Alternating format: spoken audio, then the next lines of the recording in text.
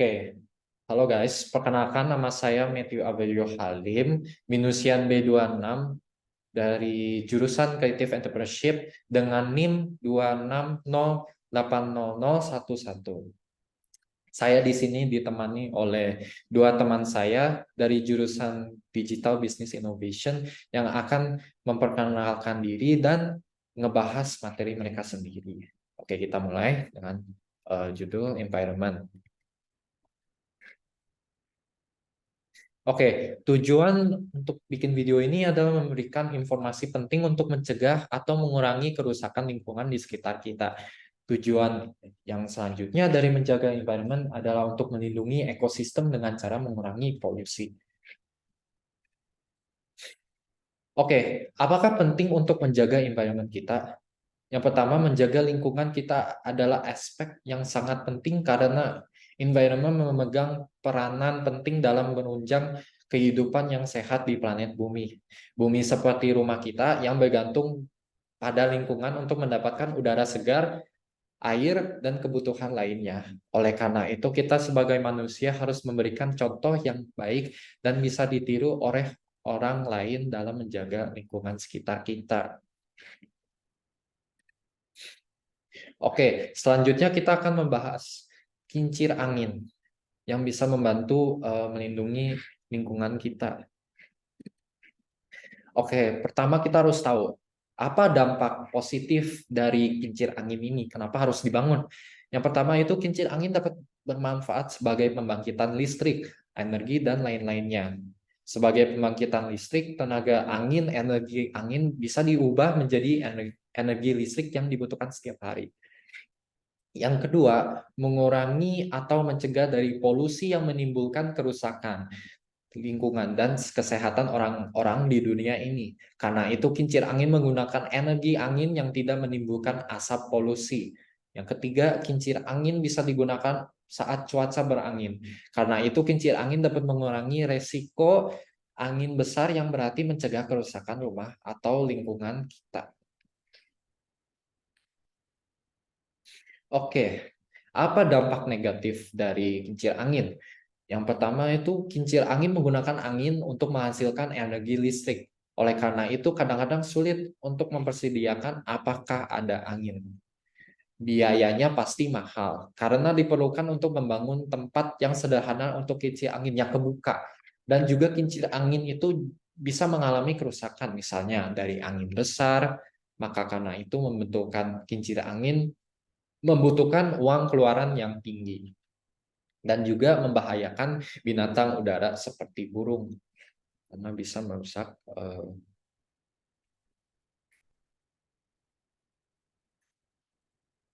Selanjutnya, apakah tenaga angin itu aman untuk environment? Yang pastinya aman. Tenaga angin itu sangat aman karena tidak menghasilkan pada pemanasan global dan tidak memproduksi limbah yang berbahaya. Lainnya juga ketika turbin angin mengalami kejadian kerusakan itu tidak mempengaruhi lingkungan atau menimbulkan apa-apa. Oke, yang ketiga kita pengen tahu seberapa banyak kincir angin yang sudah dibangun di dunia ini. Pastinya negara yang memiliki banyak itu adalah Belanda yang dibangun sebanyak 1.200 kincir angin. Kincir angin di Belanda ini fungsinya sama kayak yang tadi saya sebutkan. Pasti untuk membangkit listrik tenaga angin dan memompa air keluar dari dataran rendah dan kembali ke sungai. Dan juga selain negara Belanda, ada juga negara kincir angin yang paling banyak, yaitu Jerman. Jerman dulunya dikenalkan sebagai pemimpin tenaga angin sebelum Belanda. Yang paling besar dan sekitaran 20.000 kincir angin yang dibangun dan bisa dibilang menghasilkan sebanyak 50.000 megawatt listrik setiap tahun. Oke, ada juga jenis-jenis kincir angin. Yang pertama kincir angin sumbu horizontal, kincir angin sumbu vertikal. Nah, apa sih sumbu horizontal kincir angin? Jadi kincir angin ini berstruktur poros rotor utama dan generator listrik. Kincir angin sumbu horizontal sering digunakan karena kekuatan dari anginnya dan efisiensi untuk menghasilkan energi listrik. Dengan turbin yang berbentuk tegak lurus terhadap angin putarannya akan lebih cepat menghasilkan tenaga yang lebih besar. Itu sumbu horizontal. Nah, ada juga sumbu vertikal. Turbin ini berstruktur bentuk vertikal, tidak terlalu pengaruh oleh perubahan arah angin karena bilanya diputar pada poros rotor yang tegak lurus dengan tangan. Keuntungan dipasang di permukaan tanah adalah perawatan turbin akan lebih mudah dan dapat dipasang di lokasi seperti atap. Tetapi efisiensinya lebih rendah daripada sumbu horizontal karena hambatan udara dan kecepatan angin yang lebih rendah dibanding kincir angin sumbu horizontal. Dan kita bisa lihat ini adalah tipe-tipe kincir angin, yang kincir angin sumbu horizontal dengan 3 rotor dan kincir angin sumbu vertikal dengan 4 rotor yang baling-baling.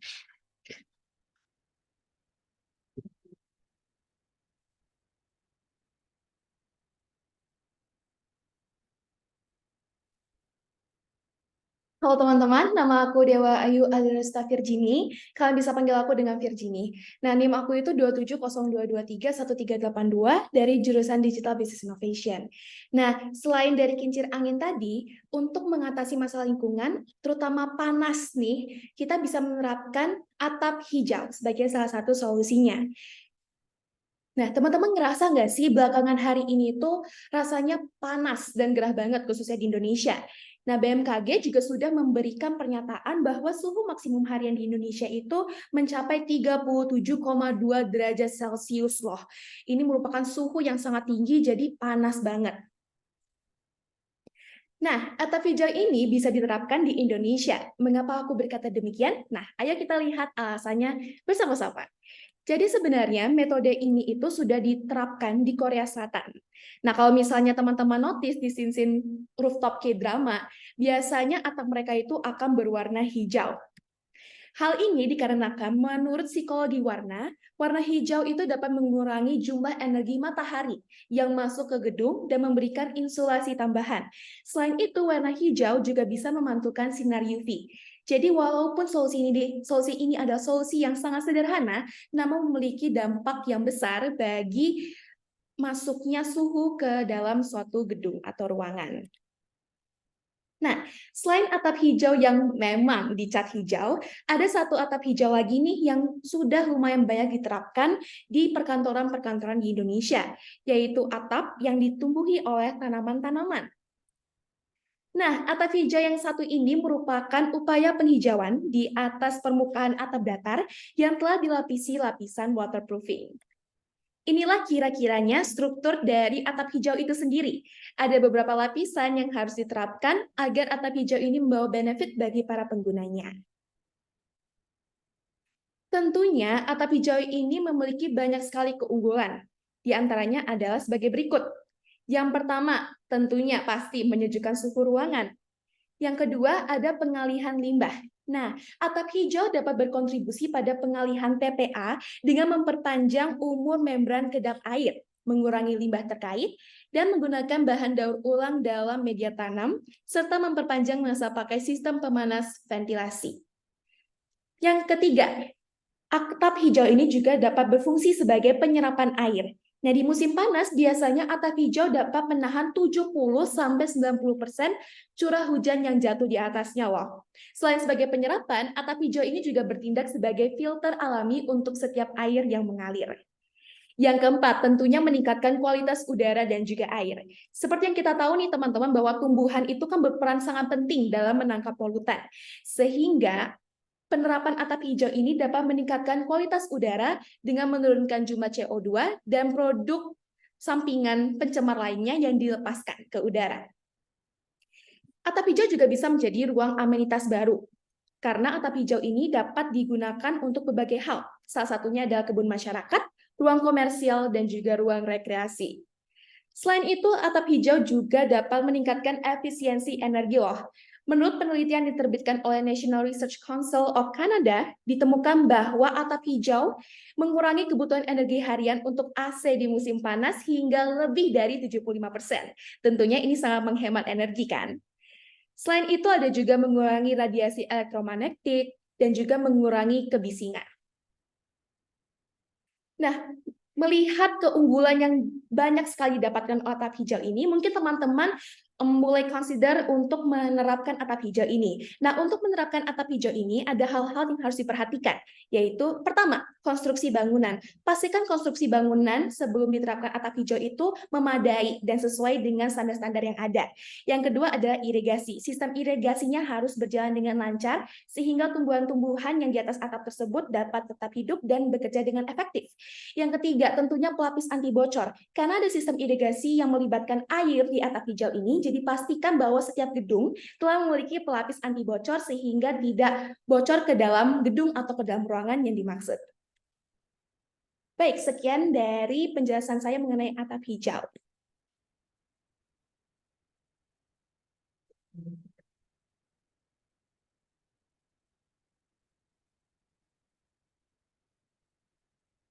Halo, perkenalkan nama saya Muhammad Syah Iqbal dengan NIM 27022262961. Baik, saya akan menjelaskan mengenai shade balls, bola hitam penyelamat kekeringan.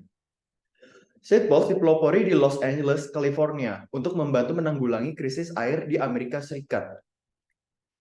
Apa itu shade balls? Shade balls adalah bola plastik hitam dengan diameter 4 inci, memiliki lubang di dalamnya dan ada sedikit air. Berbahan karbon hitam murni ditambahkan ke permukaan bola plastik yang terbuat dari polietilen dengan ketebalan tinggi. Proyek tersebut memakan biaya sekitar 34,5 juta US dollar atau sekitar 350 miliar rupiah di Amerika Serikat dengan harga setiap bola yaitu 36 cents.